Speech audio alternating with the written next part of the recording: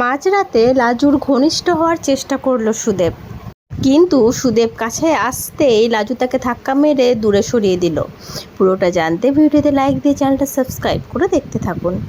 কোণে দেখা আলো সিরিয়ালের আগামী পর্বে আমরা দেখতে পাবো অনুভবের সাথে নিজের জন্মদিন সেলিব্রেট করার পর লাজু তার শ্বশুরবাড়িতে ফিরে আসে।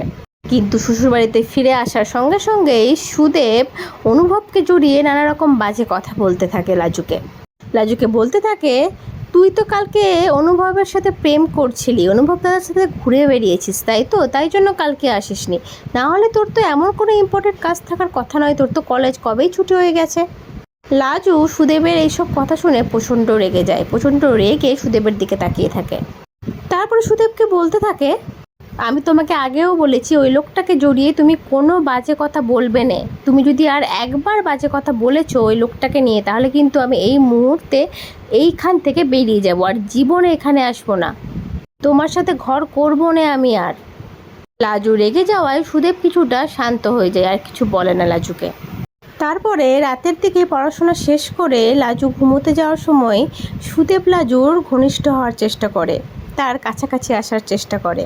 সুদেব ভাবতে থাকে, এরকম ভাবে যদি লাজুর কাছাকাছি সে আসতে পারে তাহলে হয়তো অনুভব দাদাকে লাজু ভুলে যাবে। লাজুর মন জুড়ে শুধু তার বর সুদেবই থাকবে, কিন্তু লাজুর সাথে তো ওরকম করতে পারবে না সুদেব। লাজুর কাছাকাছি আসতেই, লাজুর উপরে জোর জবরদস্তি করার চেষ্টা করতেই লাজু এক ধাক্কা মেরে সুদেবকে সরিয়ে দেয়।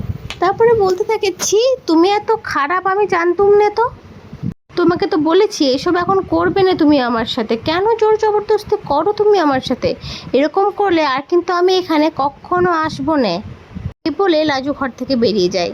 তো বন্ধুরা, তোমরা কি চাইছো, সুদেব আর লাজুর মিল হয়ে যাক, তাদের মধ্যে স্বামী স্ত্রীর সম্পর্ক গড়ে উঠুক, নাকি অনুভবের সাথে লাজুর আবার নতুন কোনো সম্পর্কের শুরু হোক বনলতাকে বাদ দিয়ে? কোনটা চাও তোমরা অবশ্যই কমেন্ট করে জানিও। আজকের পর্বটা কেমন লাগলো সেটাও জানিও। পরবর্তী আপডেট নিয়ে তাড়াতাড়ি আসছি, সঙ্গে থেকো, সাথে থেকো, চ্যানেলটা সাবস্ক্রাইব করে দিও। ধন্যবাদ।